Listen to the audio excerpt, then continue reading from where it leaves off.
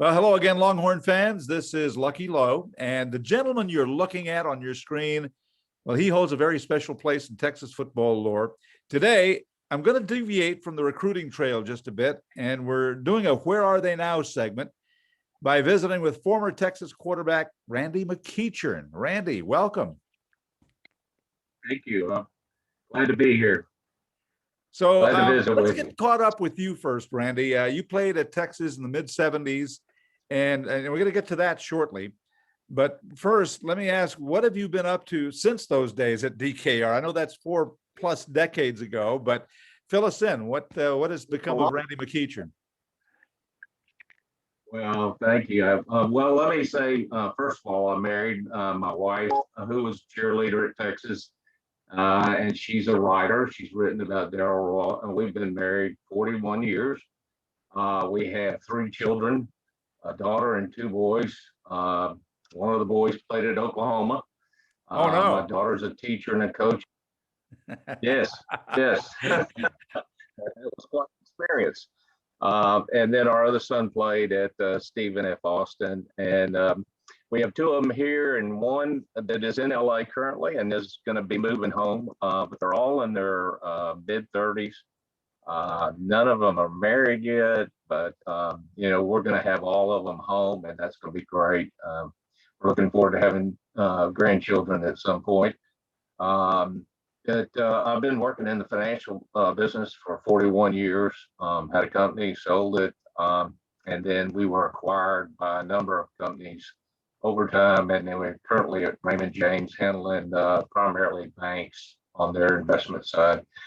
And so it's been a good business, and we wanted to raise our kids here in Austin, and we've never left. So it's gotten awful busy here because everybody seems to be moving to Austin, even Elon Musk.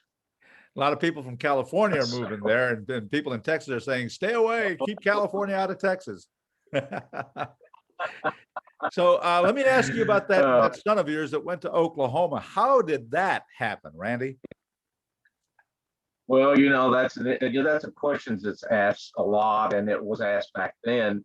And it's interesting. My son played at Austin High, and then a lot of his students that he went to school with were going to Texas. He wanted to break away from that, and so that came down to 2 places that he looked at. And A&M, Les Canning was offensive coordinator there. Who was one of my wide receivers, wanted Hayes to come to A&M. And then we visited Oklahoma, and Chuck Long was offensive coordinator. And so his decision came down to Oklahoma. And we were excited for him. Texas offered him a walk-on there, but he said, Dad, I want to go away. And I understood that. Plus, he didn't need to follow me. And so he created his own atmosphere there at Oklahoma. Ended up later in 3 years holding for extra points and field goal, but he was more in the backup to Bradford, so he didn't get a lot of playing time. Yeah. Well, your career in the financial world, is that an extension of your days at Texas? Is that what you studied at Texas? Well, I studied finance. I was I went into the business field, but I stayed on as a graduate assistant under Akers. I was really wanted to do some college coaching. And so I stayed on as a graduate assistant for a year. And back then, there wasn't a whole lot of pay for a coach, especially starting out. I think UTEP wanted me to come out and be their offensive coordinator for $10,000. And I said, well, does that include a house and a car? And they said, no. And I said, we need to look at another field. And so that's when I went into the financial world, and that's where I've been for 41 years. Well, congratulations. It sounds like it's been a wonderful career. Let me do this. Let me introduce you again. Number 6 in your program and number 1 in your hearts, ladies and gentlemen, it's Randy McEachern, the former University of Texas Longhorn quarterback. Randy, in 1977, and I guess that was your junior year, you started way down on the depth chart and matriculated your way back up to number 1. Take me through that ride. That had to be crazy. Well, Coach Charles last year in '76 was in the running for the quarterback spot, and then during 2 days, I blew out my knee. And so they put me, they had an operation. Coach Ross said, we're going to take care of your scholarship. You'll probably not play again. And they put me in the press box spotting for a number of great commentators for that year. And I worked to get my knee back. And so, Coach Roll resigned after that. And Coach Akers came in. And they had, for the spring, when he came in the spring, they had moved me to defense, which I had never played. And so I asked Akers, I said, just give me a shot at quarterback. And he said, well, work on your passing and make your arms stronger, and we'll see about that. Well, so when I came back, that after that spring, the next year in 2 days, I was on the depth chart at number 4. And Ted Costanzo from San Antonio was running first team, and he blew out his knee playing racquetball. So I moved to third. McBath was the starter, then Ani was second, and I was third. And so got very little playing time during that first 3 or 4 games, and then we go into OU game, and I'm running third, have not had a whole lot of practice time. But the great story is that the coaches were arguing about whether they wanted to take a quarterback, a third quarterback, or a third center. And there was obviously some big discussion there. And Coach Akers said, no, I want to go into that game with a third quarterback. And so he won that argument. And I'm thankful that he did, because that was when I got my start. And I hated that Mark broke his ankle. John blew out his knee in that game, which just very seldom something like that happens. Yeah, and then that was afterwards, I think Coach Akers said something like, I've never seen anything like it in my life, referring to you coming in and not making the mistakes and doing the things necessary to win that game. It was a close match, but you pulled it out and you stayed unbeaten that way. Yeah, well, I had quite a crew there with great offensive line, and then Earl in the backfield. I mean, that was a pretty easy job there, but we had great defense. It was a great team, and I was prepared because I studied the offense. I stayed in touch with it, and so I was ready for that opportunity to come along. But my background is my dad was a football coach, so I loved football, and I studied it all the time. Yeah, I want to talk about your stats for the year, because you had 89 pass attempts, 45 completions, 906 yards, and 8 touchdowns. And, it's so much different than from today, the way the offense that you guys played back then, because, you had 89 attempts and 45 completions. Well, quarterbacks today get half that amount in one game. So the game has changed a lot since then. Nowadays, but yeah, we didn't throw the ball a lot. But we had Earl, and I had a great crew of receivers. I mean, Alfred Jackson, Lamb Jones. There were some great receivers there. So we threw it more than Coach Roll did, but and we changed that offense. We went to the I formation. Yeah. And ran the. So it was a breakaway from the wishbone. So yeah, that was the start. But yeah, you're right. That's embarrassing today, those stats. So tell me about Coach Akers, Randy. Not to say that it could ever happen again, but he came to Texas, or back to Texas from Wyoming, after Texas had gone, I believe it was 5-5 or something the season before, and steps into the program. You guys go 11-1. You play for the national championship. I mean, how unusual a turnaround was that in 1 year? It was very unusual. Now I will tell you, Coach Akers recruited me. So he was there as the offensive coordinator in '74, and then left and went to Wyoming. So we were familiar with one another. But for him to come in, I think that there were a bunch of seasoned players there, especially the offensive line and the backfield and the defense. But he made some changes that were really good. And I think you've heard this story before. He made Earl lose 20 pounds, and then we went to the I. Well, Earl starting 7 yards before he hit hit the line of scrimmage. That Mhm. him full speed, that's pretty tough on some linebackers. So, Yeah. but you know, he brought in a different way of thinking, and God bless him, we lost him this year. Um, he brought in a different way of thinking. There were a lot of deep relaxation before the game, a lot of positive and middle things that we practiced before going into a game, and I think that really made a difference for our football team. When you lose two quarterbacks, it sure is easy to get down. But those teams stepped up in every situation. And I even got hurt during that year, and they kept me out for the TCU game. And Sam Ansley came in and did a terrific job. So, that team never quit. And even when they, could have with the quarterbacks going down. And that was a special year. I hated, and I hate to even think about that Cotton Bowl because that was such a different. All the things that happened going into that game were we lost Lance Taylor. There were a lot of things that happened, but we also played a great team with Joe Montana. But that was a special year, and I'll never forget it. I wish we'd have won that last one. Yeah, we're going to get more to that in just a second, Randy. But first, I want to go back to Coach Akers. You mentioned that we lost him this year. And it just seems that he never really quite got the credit that he deserved for the coaching job he did at Texas. I think his win percentage was somewhere between 70 and 75. There were a couple of chances there for him to win a national championship. Unfortunately, things just didn't bounce the right way. Do you think that he gets the credit that he deserves?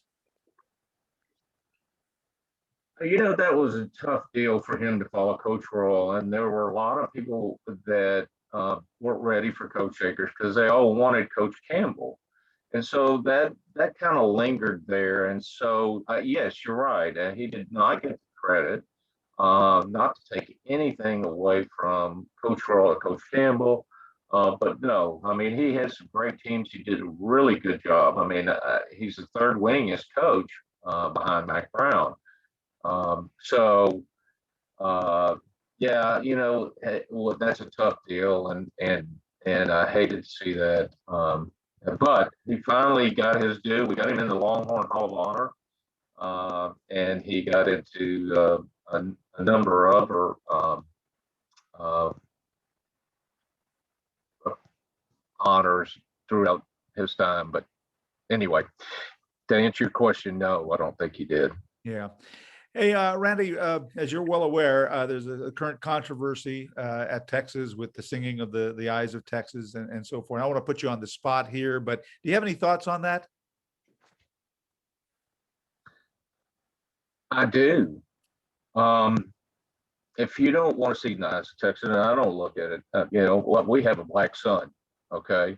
And I don't look at it as a racial thing. And I mean, most of the players that ever sang the Eyes of Texas never even knew that there was an issue there.